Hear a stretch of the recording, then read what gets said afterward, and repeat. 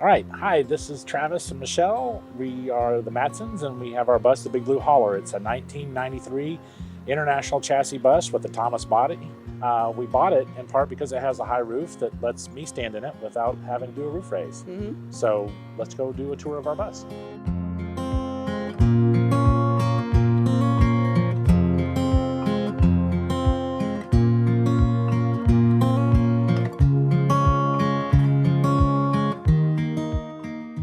All right, well, welcome to our home. This is the living room slash bedroom slash dining area, and it's not a very long bus, so we're really in the whole thing. But the reason that we went with this layout, it was really hard. I found that to be the hardest part, was figuring out what our layout was going to be. Because in our last bus, we had a lot of people would always come and hang out and visit with us, and I wanted to make sure we still had seating area for that. And we needed to keep the back door open, so we had to figure out a way to not have a static bed. We needed it to be something that would be out of the way. So what we did was we made the Murphy bed, because I didn't want to have to put sheets and blankets on the bed every time we were ready to go to sleep. So if we had a couch that transitioned to a bed, we would have to worry about that. So we went ahead and figured out how to make the Murphy bed. This is actually our second version of this bed, because originally the whole thing rolled down, and when it rolled down, it rolled away from the wall, and we would have to fight and struggle to put it back against the wall so that we could go to sleep. And so now we've got it to where we took the back off, raised it up, and put hinges on there. We have storage all underneath. We keep our pillows in here, and then just our extra clothes are here, and then our laundry we put down there, because when you're building, you should really pay attention to, or think about where you're going to put your trash and where you're going to put your laundry. And that was kind of an afterthought for us, even though we knew we needed to think about that. This is our dining area slash office. So this chair can turn around and face forward. The table can go up and down. And this chair is just stationary. So we don't actually really eat there very often, but we do work there every day. So that works for us. And then we've got our TV is on a swivel so that we can do that. We've got a sound bar for extra sound, so we use that. We Bluetooth to the sound bar when we're driving, so we have music. And then even when it's raining or whatever, we can still hear the TV. So we have the LED lights, and they can be just too bright. And so we thought if we had a cover for them, like a shade, then we could still have it on, but it wouldn't be just too very bright. And then if you needed to do something, you could have like task lighting down there, and it wouldn't be bothering whoever was over here. And because it's on a magnet, we can just switch it around to whichever light we're doing. Eventually we're going to have 2 or 3 of them, but I've only made 1 so far. All of our curtains are on paracord with a turnbuckle at the end, and that way you can tighten it if it becomes loose. Because we used to magnet up all of our curtains, and that was just a pain because you had to unfold them all and magnet them all up as you were going. But this way we can just, deploy them as we need to. So that makes it a lot easier. So on both sides of the bus, we have that, and then we just magnet up the ones across the front and the door. Over here we have our kitchen area. This is our little RV stove. It's one of the 4-burner ones. So I've had all 4 burners going at the same time, cooking for when our kids are over. And I can bake in it and everything. And I really like that feature. And then we wanted to have as much counter space as we could to be able to work properly and be able to prep food and everything like that. So this RV stove runs on propane, as does our instant hot water heater. We have one 20-gallon tank, and we keep it outside in a storage box that we made outside. We've been living in this bus for a year, and I think we've gotten propane once, maybe twice. So it doesn't run out very fast, and I cook every day and we shower every day. So I guess it uses so little that we don't have to worry about that very often. So this is our little refrigerator. It's got a good size freezer, so we can have frozen meats and veggies and things like that, because I wanted to be able to be just like we were in the house. So that's why we chose that refrigerator, and it's not too tall, because when we were figuring out the whole floor plan, we didn't know where we were going to put our TV, and then came up with that space. So that's how we chose what size refrigerator. So we are using all of our space as wisely as we can. So we have this little table that we actually pull out and eat at that sometimes if we're watching TV, or I can also pull it out and put it on the back deck, where you'll see we have 2 little cushion seats that we have out there, and we can sit when it's a nice day out there and eat. A lot of people will cover their sinks, and I wash my hands a lot while I'm cooking. So I wanted to still be able to put things here, but be able to wash my hands still. So this we got on Amazon, and it was a great addition to the house. So for storage in our kitchen, we have silverware in this one, and utensils. And then these are actually our clothing drawers. This one's Travis's and that one's mine. This is just where our garbage can hangs over the door there. We have our pots and pans underneath the stove in a drawer that we made. And then this is a junk drawer. This is our dishes and bowls and things like that. And then this is a junk drawer. And then this is a junk drawer over here, because we have 3 junk drawers. But they're not really junk, you know? I mean, I know what they all are, and I use them all, and I know what's stored in there. So it's just Travis who really calls them junk drawers, because he doesn't know what is anything in there.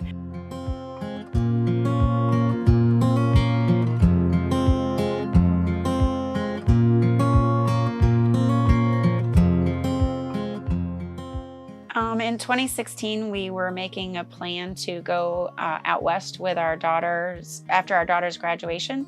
And so we wanted to have something cool to make that trip in. And Travis started looking online and found a short bus, a little 4-window van nose shorty on govdeals.com. And as soon as we went and saw it, we fell in love with it, and we won the bid at $860, and it was a 1985 Chevy Bluebird short bus.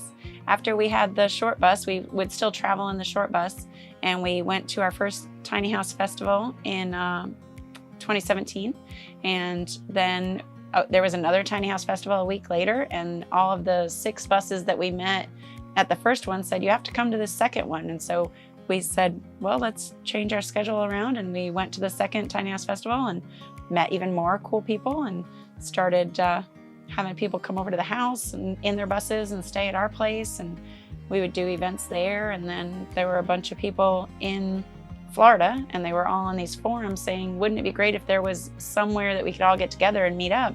And so Travis and another guy said, well, we should just make it happen. Yep. And the other guy came up with the location, and then we took that and ran with it and started the Skoolie Swarm camp out that we do every year.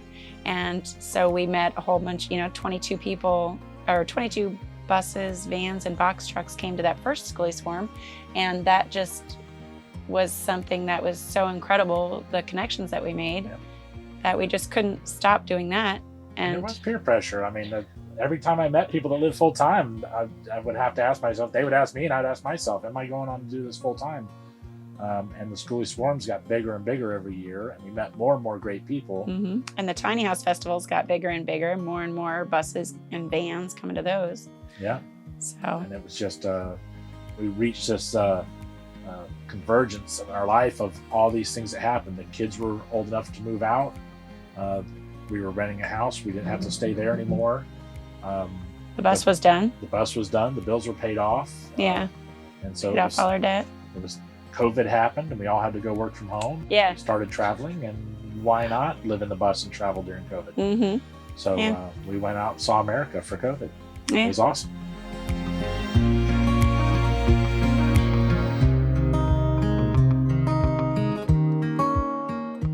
All right, so because we have such a small space, this has to be our toiletry area as well as our kitchen area. So starting from the back, we have our spices in the old first aid kit. We just repurposed it. And so we have all of our spices in there. And then we have the just our pitcher and our macrame basket for our fruits and vegetables. Then this is all just a mix. We've got this is mostly just toiletries right here. And then I like just different little kinds of containers. And so that's what we went with, was just things that we had in the house, honestly. And we had to completely fill it, because if you don't completely fill it so that it's end to end compressed, things will jump out. So that was why it is like it is. You know, you have to kind of plan ahead when you have a bus, because things don't stay where you think they will stay. They all move around. So, all right. So over here on this side of the bus, we have our wall locker that we use for our food pantry, and also some other extra storage. And then we also have, I made a special shelf that was tall enough for the Instant Pot so that I could bring it with me, because that was one of the main ways that we cooked, or I cooked when we were in the house. So I wanted to make sure I could still do that. So we have the Instant Pot, and we just store stuff in it because you have to make the best use of your space.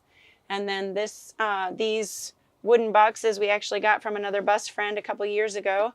And so we use this one for towels and things like that.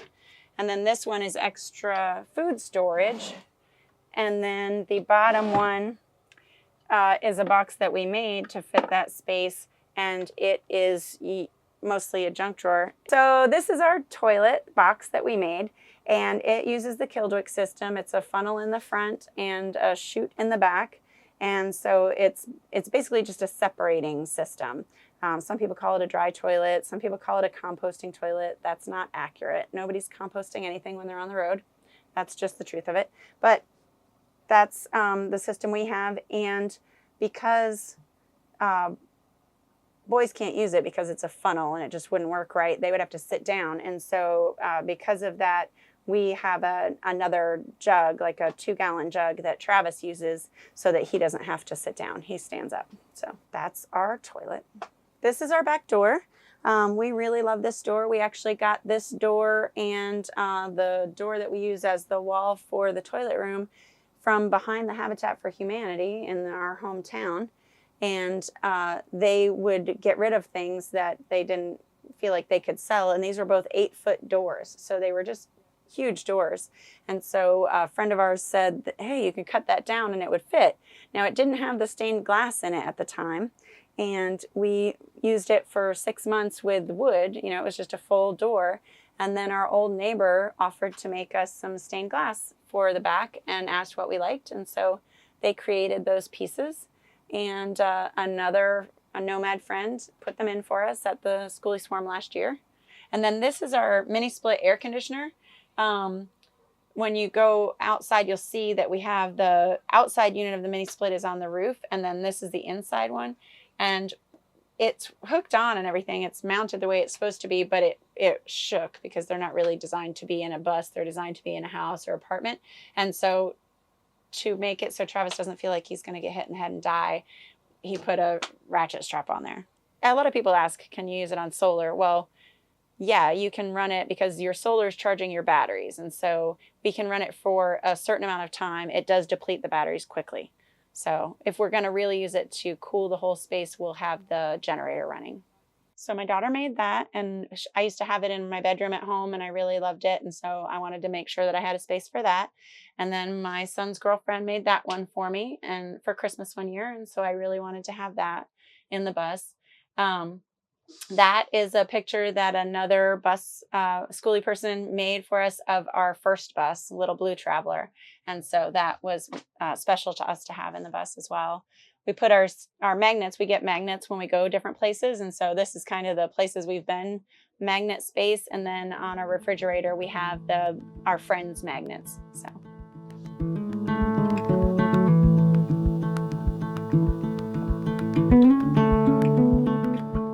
You get that question a lot, you know, how long do you think you're going to do this? And 5 years ago, I didn't know I was going to do this at all. Right. And so will it last 5 years? Will I change my mind in 6 months? Will we go the rest of our lives? Right now, it feels like I want to go forever. Right. I want to keep driving and seeing things and meeting people, and why not? I want to see all the things there are to see, and sometimes twice or 3 times. Yeah. You know? Like we go to different states, and right now we've been really just kind of traveling from event to event, never just really taking our time and soaking in on a place. And so we want to get to that point. We're hoping that this year is the year that we get to just really take our time and experience more of the things there are to experience in each state. I work for a utility company, and so like Travis said earlier, they sent us home for COVID. They just handed us a computer and said, get out of here and go. And that was in March of 2020. And so that's what I currently do. And for as long as they'll let me do that, that's what I will be doing, because I really enjoy my job and it's a great job. And I don't ever want to stop working there, but it will last as long as they allow me to continue to work remotely. Yep. And my boss found out I was working remotely from the bus, and I was not working within a state that I worked for. So they got kind of upset and said, you need to be inside the state of Florida to work for the state of Florida. And I came back to the office for a month and decided I didn't want to be back in the office ever again. We've been working remotely for a year and nobody knew the difference. So now I look for temporary jobs or seasonal jobs. We just got back from Louisiana helping set up a new harbor freight. So that was almost a month-long job. And I'm looking forward to doing more of those types of jobs as an excuse to travel and make a little money at the same time.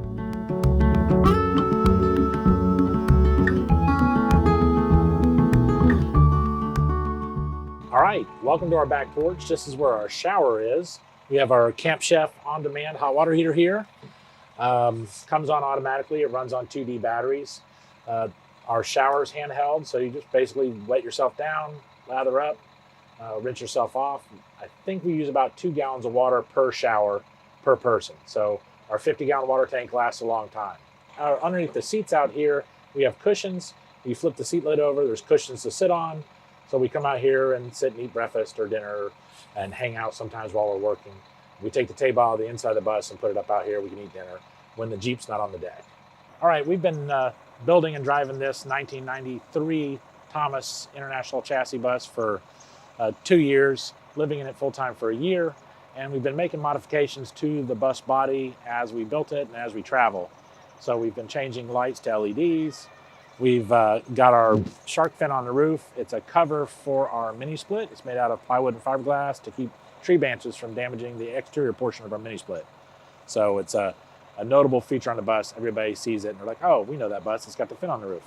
So more modifications to our bus. Our transmission cooler is mounted right here on the side of the bus. It has a 12-volt fan. It runs full time. Keeps our transmission nice and cool. We have the AT545 transmission, which is somewhat poo-pooed by people for its lack of overdrive and lockup. We've got 30,000 miles towing 2 Jeeps now, and we've never had a problem with the transmission. It doesn't miss a beat. We have our bus batteries here in this box, so it's just the regular 3 batteries you have to start your bus. This box here has our 6 golf cart batteries from Rural King. That's our power bank. And then this box here has our AC to DC charger, my DC to DC charger, my charger from my solar panels, and our propane tanks in a separate compartment within there. Our electronic system is a little different than a lot of people's modern bus electrical system builds, as each of our components is separate. I like it because it allows me to bypass. If I have a component go down, I can bypass it with another component. So we always have a way to charge our batteries. And should the worst happen and our inverter fail, which is the only thing we can't really bypass, we can plug the bus straight into our generator and run it off our Predator 3,500 watt generator. Our generator now has about 1,200 hours on it, and I really love that generator, and I'm actually taking care of it, so it should last us for many more thousand hours. So another big distinguishing feature on our bus is the deck. We cut off 8 foot of bus body, we left the bus frame, and we added the 12 foot of deck. So we use the aluminum ramps to drive the Jeep on and off the deck. It's the weight is not an issue. We've never had a problem with the bus sliding or popping wheelies or anything like that. There's 16,000 pounds of bus in front of the deck. So a 3,000 pound Jeep's not going to do a whole lot to it. We maintain the bus. We're underneath the bus checking stuff with flashlights and screwdrivers and making sure the bolts are all tight and greasing everything. So keeping a good eye on this to make sure what we've done is not going to fail is important to me. But so far, not a problem in the world. My wife and I have been trail riding together for most of our married life. And when we wanted to build a bus and go mobile with our lifestyle, we knew we needed to bring 2 Jeeps. We both like to drive, and you never want to drive a Jeep by yourself and break down out in the woods. And then you've got that long walk and a lot of I told you so's as you're walking back. So we take 2 Jeeps. My wife's Jeep's on the deck right now, and my Jeep is actually in the shop getting its rear axle fixed. So that's just part of Jeep life. When you take them out and use them off-road, you wear stuff out faster and you spend a lot more money on maintenance. Actually, our 2 Jeeps cost us more maintenance than our bus does.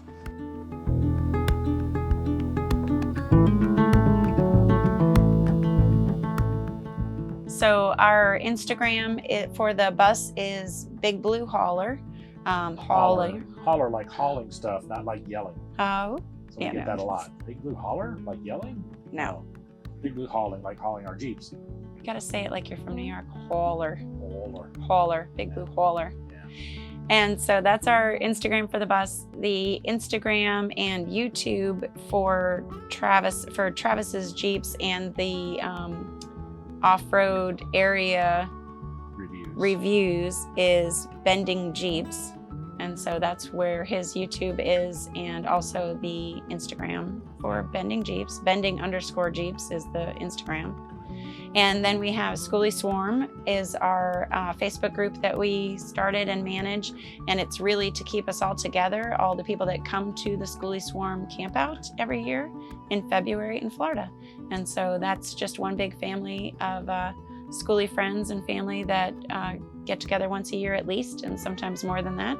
Well, thanks for taking time to watch our bus tour and experience our bus with us. It's simple. It's the basic version of what a non-skilled person can do with a bus, given a little bit of YouTube University and time and help from friends. Mm-hmm. Don't wait if you're thinking about building something. Don't wait. And if you think your family is not going to understand, just tell them you're building your own RV that may happen to be something you can live in. But don't wait to do something. Don't say, I'm going to wait till I retire. Don't wait. Yeah. I mean, go now while you've got good knees and good Mm-hmm. shoulders and good back, and go forth and explore the country, because it's a great country and there's great people everywhere. Yeah. That's what I would say to everybody. Go now. Go now. And if you have any questions, reach out. Yeah. The community's great. Reach out to us through our Instagram, the Big Blue Hauler Instagram, with messages or questions, concerns. Mm-hmm. And if we don't know the answers, she'll make something up, or I'll find somebody who does know.